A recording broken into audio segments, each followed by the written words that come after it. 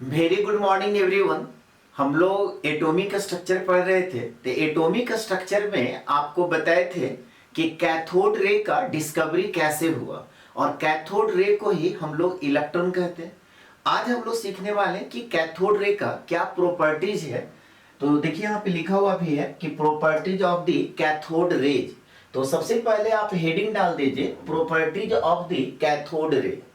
अब cathode ray का पहला प्रॉपर्टी क्या है कि सबसे पहले बात कि कैथोड रे जो है स्ट्रेट लाइन में ट्रेवल करता है। अब ये बात कैसे पता चला कि कैथोड रे स्ट्रेट लाइन में ट्रेवल क्या करता है? तो हुआ क्या कि इसके रास्ते में, किसके रास्ते में, कैथोड रे के रास्ते में कोई अपारदर्शक वस्तु को रख दिया गया। उसको हम लोग बोलते हैं ओपेक ऑब्जेक्ट। अपारदर्शक का मतलब आप आमने आर पार आप नहीं देख सकते, उसी को हम लोग बोलते हैं ओपेक। तो कोई भी ओपेक ऑब्जेक्ट को जब रख दिया गया तो देखा क्या गया कि उसका सामने में सेम साइज का शैडो बनना शुरू हुआ। तो इससे यह पता चला कि कैथोड रे तो स्ट्रेट लाइन में ट्रेवल तो करता ही करता है और बहुत हाई वेलोसिटी से ट्रेवल करता है। तो यहाँ पे फर्स्ट पॉइंट में देखिए क्या लिखा हुआ है कि कैथोड रे travel eight a very high velocity on a straight path and produces shadow of an opaque object placed in their path। यानी कि उसके रास्ते में अगर कोई अपारदर्शक वस्तु आप रख देते हैं, ओपेक ऑब्जेक्ट रख देते हैं, तो उसका क्या होता है, सेम साइज का शैडो बनना शुरू हो जाता है। अब जैसे यहाँ पे हम आप पढ़ा रहे, सामने से अगर फोकस दिया जाए, लाइट दिया जाए, तो मेरा शैडो क्या होगा, पीछे बनेगा और सेम साइज का बनेगा। लेकिन अगर लाइट है सो ऊपर से दिया जाए तब क्या होगा, शैडो तो पीछे बनेगा लेकिन मेरे साइज का छोटा बनेगा। ठीक उसी तरह से अगर नीचे से अगर लाइट दिया जाए तो शैडो तो बनेगा लेकिन मेरे साइज से बड़ा बन जाएगा। तो जब इसके रास्ते में अपारदर्शक वस्तु ओपेक ऑब्जेक्ट रखा गया तो देखा क्या गया कि शैडो बनना शुरू हो गया। कहता है these ray shot out perpendicular to the cathode. और यहां से यह भी पता चला कि कैथोड रे जो है, कैथोड जो प्लेट है उसके परपेंडिकुलर बाहर निकलता है। शॉट आउट का मतलब होता है बाहर निकलना।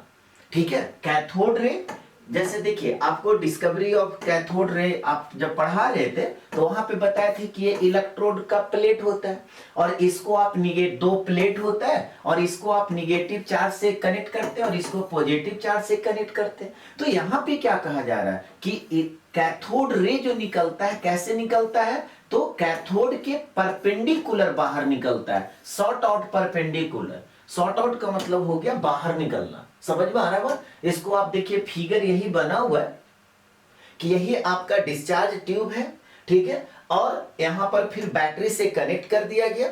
इसके रास्ते में कोई ओपेक ऑब्जेक्ट को रखा गया तो देखा क्या गया कि सेम साइज का इसके इस साइड यहां पे क्या है, सेम साइज का शैडो बनना शुरू हो गया, इमेज बनना शुरू हो गया, कह सकते हैं छाया बनना शुरू हुआ। तो इससे ये कंक्लूजन निकाला गया कि कैथोड रे जो है कैथोड प्लेट से बाहर जो निकलता है वो कैसे निकलता है, परपेंडिकुलर निकलता है।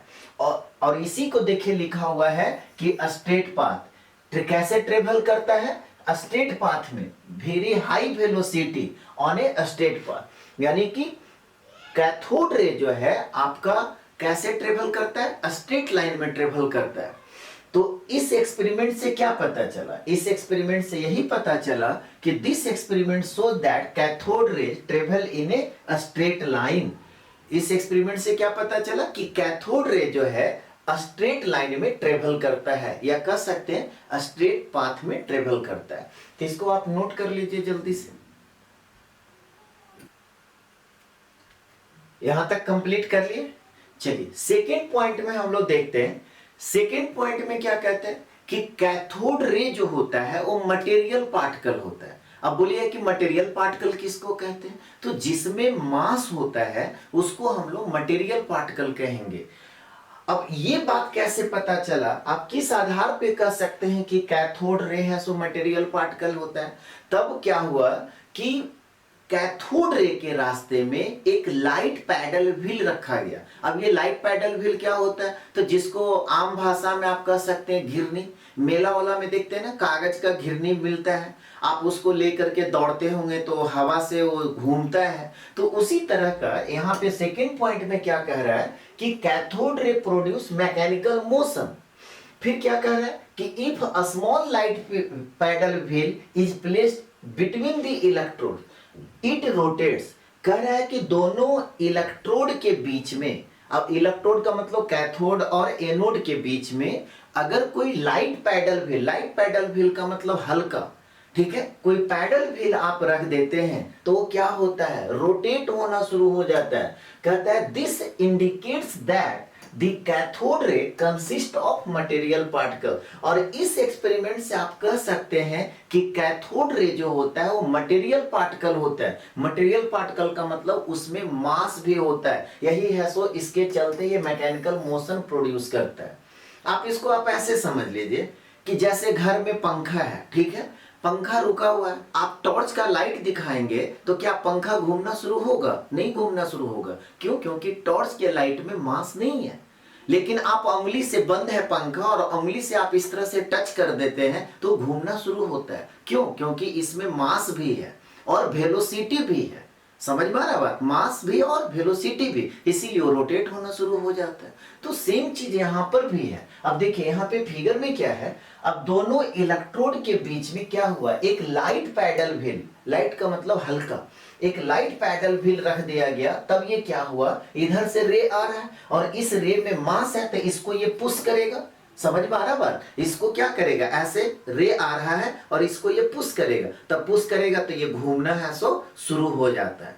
बात समझ में आ रहा है? तो यहां पर वही चीज कह रहा है कि इसके रास्ते में अगर कोई लाइट पैडल व्हील रख देते हैं तो ये क्या होता है, घूमना शुरू हो जाता है। इससे ये पता चलता है कि कैथोड रे जो है मटेरियल पार्टिकल है, या कह सकते हैं कि ये मैकेनिकल मोशन प्रोड्यूस करता है। यहां तक कंप्लीट कीजिए जल्दी से सभी लोग, यहां तक कंप्लीट कर लिए। चलिए थर्ड पॉइंट में क्या कहता है, थर्ड पॉइंट में ये कहता है कि कैथोड रे को इलेक्ट्रिक या मैग्नेटिक फील्ड से जब आप पास कराते हैं तो अपने रास्ते से वो डेविएट हो जाता है। डेविएट का मतलब मुड़ जाता है। अब सवाल ये उठता है कि किधर मुड़ता है, किस साइड मुड़ता है। तो कहता है कि जब कैथोड रे को इलेक्ट्रिक फील्ड से जब आप पास कराएंगे तो ये पॉजिटिव चार्ज की तरफ मुड़ जाता है। और एक और इंपॉर्टेंट बात है कि जब ये एक्सपेरिमेंट हो रहा था तो इसके पहले इलेक्ट्रिसिटी का एक्सपेरिमेंट फैराडे कर चुके थे। ये भी लोगों को पता चल चुका था कि लाइक चार्ज एक दूसरे को रिपेल करता है और अनलाइक चार्ज एक दूसरे को अट्रैक्ट करता है। तो थर्ड पॉइंट में देखिए क्या कह रहा है कि when electric and magnetic field are applied to the cathode ray in the discharge tube the rays are deflected from their straight path. कहता है कि कैथोड रे को इलेक्ट्रिक या मैग्नेटिक फील्ड से जब आप पास कराते हैं तो अपने रास्ते से वो डेविएट हो जाता है, यानी कि अपने रास्ते से वो मुड़ जाता है। अब सवाल उठता है कि किधर मुड़ता है, तो कहता है कि the direction of deviation shows that they are negatively charge particle. उसका जो डेविएशन होता है वो पॉजिटिव चार्ज की तरफ होता है। और ये लोगों को पता था कि अनलाइक चार्ज एक दूसरे को अट्रैक्ट करता है। तो जब ये पॉजिटिव चार्ज की तरफ डेविएट हुआ तो यहां से वो कंक्लूजन निकाले कि अच्छा कैथोड रे जो है वो निगेटिवली चार्ज पार्टिकल है, यही कारण है कि वो पॉजिटिव चार्ज की तरफ मुड़ गया। अब इसी को देखिए यहाँ पे फिगर में बनाया गया है। यही आपका एक अलग से देखिए सर्किट है, जो यहाँ पे पॉजिटिव चार्ज है और ये निगेटिव चार्ज है। यहाँ पे क्या हुआ, कैथोड रे निकलना शुरू हुआ जब आप यहाँ पे इलेक्ट्रिसिटी प्रोड्यूस करते हैं। तो बताए थे इलेक्ट्रॉन का डिस्कवरी में कि 10,000 वोल्ट से जब ज्यादा देते हैं तो यहाँ से रे निकलना शुरू हुआ। अब जब रे निकलना शुरू हुआ तो यहाँ पर देखिए आप क्या कराए, एक इलेक्ट्रिक फील्ड से पास करा रहे। तो जब इलेक्ट्रिक फील्ड से पास कराए तो क्या देखा गया कि ये पॉजिटिव चार्ज की तरफ मुड़ गया, डेविएट हो गया। तो यहां से ये कंक्लूजन निकाला गया कि कैथोड रे जो है वो निगेटिवली चार्ज पार्टिकल है, इस यही कारण है कि पॉजिटिव चार्ज की तरफ मुड़ गया। नेक्स्ट पॉइंट में क्या कहता है, नेक्स्ट पॉइंट में ये कहता है कि कोई भी एल्युमिनियम का पतला शीट या कोई भी मेटल का पतला शीट लेते हैं और उससे आप कैथोड रे को पास कराते हैं तो पेनिट्रेट कर देता है। पेनिट्रेट करने का मतलब वो आर पार हो जाता है। जैसे यहां पर देखिए क्या कह रहा है कि कैथोड रे penetrates through thin sheets of aluminium and metals. जैसे मान लेते हैं कि ये जो मेरा हाथ है ना वो एल्युमिनियम का पतला शीट है और ये कैथोड रे है, तो कैथोड रे को जब आप पास कराएंगे तो पेनिट्रेट कर जाता है। पेनिट्रेट करने का मतलब ये हुआ कि छेद कर करके आर पार हो जाएगा। बात सबको समझ में आ रहा है? तो यहां पर यही चीज कह रहा है कि कैथोड रे penetrates through thin sheets of aluminium and metals. Next point में क्या कहता है? नेक्स्ट पॉइंट में कहता है कि कैथोड रे को, ध्यान से समझिएगा, कैथोड रे को किसी मैटर, ठीक है, किसी मैटर से जब आप कोलाइड कराते हैं, ये मान लेते हैं कि कैथोड रे है, ये कोई भी मैटर है, तो इस पे कैथोड रे आया और टकराया, तो जब टकराया तो कहता क्या है ना कि हीट एनर्जी प्रोड्यूस करता है। क्या प्रोड्यूस करता है? Heat energy. अब सवाल ये उठता है कि हीट एनर्जी क्यों प्रोड्यूस किया? तो ऑब्वियस है कि रे यहां से आया, कैथोड रे आया और ये मैटर से टकराया, टकराने के बाद क्या हो जाएगा? रुक जाएगा, और रुकने के बाद क्या होता है? हीट एनर्जी प्रोड्यूस करता है। क्यों करता है? क्यों? क्योंकि कैथोड रे में काइनेटिक एनर्जी होता है। तो नेक्स्ट पॉइंट में आप लिख लीजिए, क्या लिखिएगा कि cathode ray produced heat energy when they collide with the matter. Matter पे जब वो कोलाइड करता है तो हीट एनर्जी प्रोड्यूस करता है। क्यों करता है? तो कहता है it shows that cathode ray possess kinetic energy. इससे ये साबित होता है कि कैथोड रे में क्या होता है? काइनेटिक एनर्जी होता है, which is converted into heat energy. वही है सो हीट एनर्जी में कन्वर्ट होता है। कब? जब वो मैटर से टकरा करके रुक जाता है। कहता है when stopped bye matter, matter से टकरा करके फिर क्या होता है? वो रुक जाता है। तो काइनेटिक एनर्जी किस में कन्वर्ट हो जाता है? हीट एनर्जी में कन्वर्ट हो जाता है। इसको नोट कर लीजिए। यहां तक कंप्लीट कर लिए। नेक्स्ट पॉइंट में क्या कहता है? नेक्स्ट पॉइंट में ये कहता है कि कैथोड रे एक्सरे प्रोड्यूस करता है। ध्यान से समझिएगा, कैथोड रे एक्सरे भी प्रोड्यूस करता है। कब? जब कोई हार्ड मेटल से टकराता है, लाइक टंगस्टन या कॉपर। तो नेक्स्ट पॉइंट में आप लिख लीजिए कि कैथोड रे प्रोड्यूस एक्सरे कब? when they strike on surface of hard metal such as tungsten या कॉपर। हार्ड मेटल से जब वो टकराता है तो क्या प्रोड्यूस करता है? एक्सरे प्रोड्यूस करता है। कौन? Cathode ray.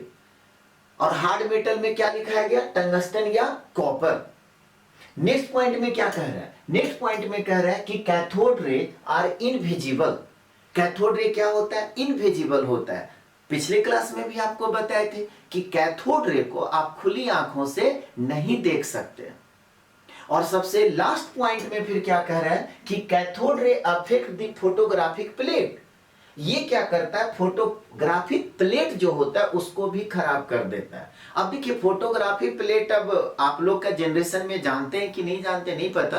पहले के जमाना में जो कैमरा आता था ना उसमें रील भरा जाता था, वो 36-38 का रहता था। उसमें क्या होता है ना कि अगर फोटो नहीं खींचा गया और जो आपका निगेटिव है, पहले क्या होता है ना कि फोटो खिंचाता था, निगेटिव से पॉजिटिव बनता था, फिर आप फोटो बनता था, ठीक है, एक प्रोसेस होता था। तो यहाँ पे क्या कह रहा है कि जब आप रील डाले फोटो खींचने के लिए तो उसमें क्या होता है? सिल्वर ब्रोमाइड लगा हुआ होता है। और आप क्या कह रहा है कि अगर उससे कैथोड रे को पास कराएंगे तो उसको भी वो पेनिट्रेट कर देगा, यानी कि खराब कर देगा। अब खराब कर देगा तो फोटो से तो खिंचाएगा नहीं। बात समझ में आ रहा है? तो उसका मतलब यही हुआ। यहाँ पे सिंपल भाषा में कहा जा रहा है कि कैथोड रे अफेक्ट द फोटोग्राफिक प्लेट। ये क्या करेगा? फोटोग्राफिक प्लेट से जब आप पास कराएंगे तो उसको खराब कर देता है। तो उसी चीज को लिखा गया कि फोटोग्राफिक प्लेट को भी ये अफेक्ट करता है। बात सबको समझ में आ गई? अब इसी में पैराग्राफ चेंज करके लिख लीजिए कि कैथोड रे consist of material particles which have mass and velocity. ये पहले ही आपको बता चुके कि इसके रास्ते में अगर कोई लाइट पैडल भी रख दिया जाता है तो घूमना शुरू हो जाता है। इससे ये पता चलता है कि ये मटेरियल पार्टिकल है। मटेरियल पार्टिकल का मतलब क्या हुआ कि उसमें मास होता है और वेलोसिटी भी होता है। क्लास में बोलते हैं ना, गुस्सा आता है कि नहीं पढ़िएगा तो लगेगा का मतलब क्या है, इसमें मास भी है और वेलोसिटी भी है। समझ में आ रहा है बात? तो यहाँ पर वही चीज कह रहा है कि cathode rays consist of material particles which have mass and velocity. फिर इसी में देखिए क्या लिखा हुआ है कि these particles carrying negative charge were called negatron by J Thomson. अब देखिए जे थॉमसन का एंट्री हुआ है। इनका कहना क्या था कि कैथोड रे निगेटिव चार्ज को एक जगह से दूसरे जगह कैरी करता है, इसीलिए इसका नाम है सो क्या रख दिए, निगेट्रॉन्स रख दिए। कौन रखे, जे थॉमसन। बाद में एक साइंटिस्ट आए एस्टोनी, उनका कहना था कि नहीं, निगेट्रॉन्स को नाम बदल करके वो क्या कर दिए, इलेक्ट्रॉन कर दिए। तो देखिए यहाँ पे लिखा हुआ है पैराग्राफ चेंज करके कि the name negatron was change to electron by Stoney. Stoney नामक एक साइंटिस्ट आए, वो क्या किए कि जो नाम निगेट्रॉन था उसका नाम को ही बदल दिए और क्या कह दिए, इलेक्ट्रॉन कह दिए। और उसके बाद से हम लोग कैथोड रे को इलेक्ट्रॉन के नाम से जानते हैं। ठीक है, इलेक्ट्रॉन क्या है, कैथोड रे है, तो कैथोड रे को ही हम लोग अब इलेक्ट्रॉन के नाम से जानते हैं। इसको नोट कर लीजिए सब लोग। तो यहां तक कंप्लीट कर लिए। तो अब देखिए जे थॉमसन का यहाँ पे एंट्री हुआ। हम लोग स्टार्ट कहां से किए थे, हम लोग स्टार्ट किए थे 1854। पता नहीं आप लोग को याद है कि नहीं, पिछले क्लास में आपको बताए थे 1854 में कौन आए, हेनरिच जिसलर। उसके बाद फिर कौन आए 1859 में, जूलियस प्लकर। फिर कौन आए, बेंजामिन फ्रैंकलिन। फिर कौन आए, विलियम क्रूक्स। अब इसके बाद है सो एंट्री हुआ है किनका, जे थॉमसन का। और सारा क्रेडिट कौन ले गए, जे थॉमसन। क्यों ले गए, तो ये क्या हुआ कि इलेक्ट्रॉन का चार्ज और मास का रेशियो बताया। तो यहाँ पे आप पैराग्राफ चेंज करके लिख लीजिएगा कि फॉर द फर्स्ट टाइम 1897। अब देखिए कब की बात है, 1897 की बात है, ठीक है। लेकिन काम कब से हो रहा था, 1854 से। मैक्सिमम चीज तो सब कुछ पहले हो चुका था। जैसे आप बोलते हो ना कि भारत देश आजाद कब हुआ था, तो 1947। नहीं, तो एक दिन में तो आजाद नहीं हुआ, उसके पहले बहुत सारा काम हुआ। तो ठीक उसी तरह से इलेक्ट्रॉन का जो डिस्कवरी हम लोग पढ़ते हैं कि कब हुआ, कौन किए, तो हम लोग बोलते हैं कि जे थॉमसन किए। कब किए, तो 1897। बात 1854 से स्टार्ट हुआ है। बात समझ में आ रहा है सब लोग को। तो यहाँ पे देखिए क्या कह रहा है कि for the first time in 1897 J Thomson determine the ratio of charge to मास।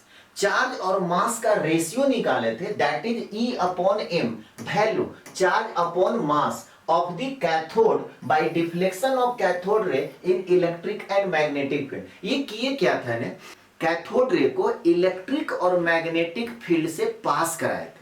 तो अभी आपको बताए थे कि कैथोड रे इलेक्ट्रिक फील्ड से पास कराइए या मैग्नेटिक फील्ड से पास कराइए, वो अपने रास्ते से क्या होगा, डेविएट कर जाएगा। वो अपने रास्ते से क्या होगा, डेविएट हो जाएगा। तो उसी के बेसिस पे कि कितना एंगल से डेविएशन होता है, चार्ज और मास का रेशियो निकाले थे। कौन निकाले थे, जे थॉमसन निकाले थे। कब निकाले थे, तो 1897 में निकाले थे। इसीलिए सारा क्रेडिट है सो जे थॉमसन को चला गया।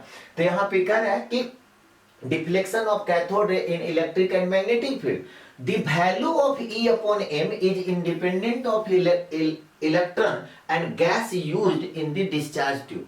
अब देखिए यहाँ पे क्या हुआ कि E बाई M का जो वैल्यू निकाले, तो डिस्चार्ज ट्यूब में डिफरेंट गैस डाल करके देखे। तो जब डिफरेंट गैस डाल करके जब देखे, तो वहां पे क्या देखा गया कि वैल्यू E अपॉन M का चेंज नहीं कर रहा है, यानी कि इंडिपेंडेंट है कि डिस्चार्ज ट्यूब में कौन सा गैस है उससे। ठीक है, अब पैराग्राफ देखिए चेंज करके क्या लिखा हुआ कि the value of E upon M has been found to be, सबसे पहले वही निकाले थे, -1.759 into 10 to the power 8 coulomb पर ग्राम।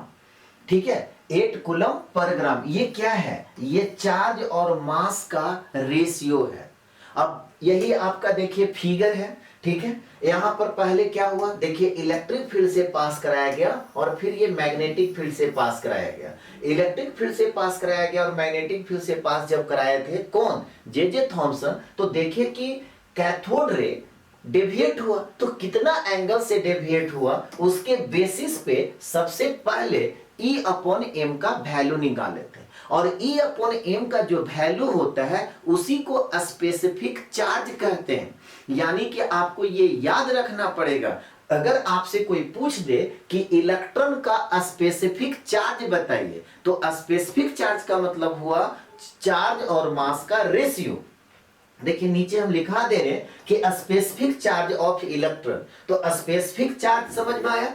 स्पेसिफिक चार्ज का मतलब हो गया चार्ज और मास का रेशियो आपको बताना है, और चार्ज और मास का रेशियो क्या हो गया, अभी देखिए यहाँ पे लिखा है -1.759 इंटू 10⁻8 कूलम पर ग्राम।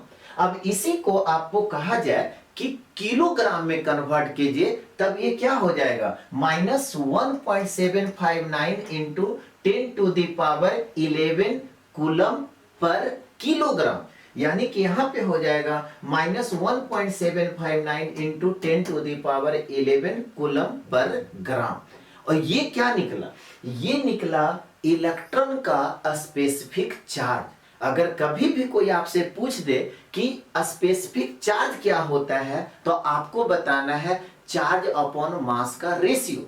यानी कि चार्ज और मास का जो रेशियो होता है उसी को हम लोग स्पेसिफिक चार्ज कहते हैं। और इलेक्ट्रॉन का स्पेसिफिक चार्ज पूछा जा रहा है तो आपको यही वैल्यू बताना है, -1.759 इंटू 10⁸ कूलम पर ग्राम। अगर उसी को किलोग्राम में कन्वर्ट करना होगा तब फिर आपको बताना होगा -1.759 इंटू 10⁻11 कूलम पर किलोग्राम। यहीं तक रहने दीजिए, नेक्स्ट क्लास में हम लोग सीखेंगे कि इलेक्ट्रॉन का अपना चार्ज क्या होता है। देखिए जे थॉमसन जो है ना, चार्ज और मास का रेशियो निकाल दिए। इसके बाद एक साइंटिस्ट आए मिल्कन, जिसको कि हम लोग मिल्कन वाइल्ड ड्रॉप एक्सपेरिमेंट के नाम से जानते हैं, वो बता दिए कि इलेक्ट्रॉन का अपना चार्ज क्या होता है। तो मिल्कन वाइल्ड ड्रॉप एक्सपेरिमेंट क्या होता है इसको हम लोग नेक्स्ट क्लास में सीखेंगे। Have a nice day. Thank you.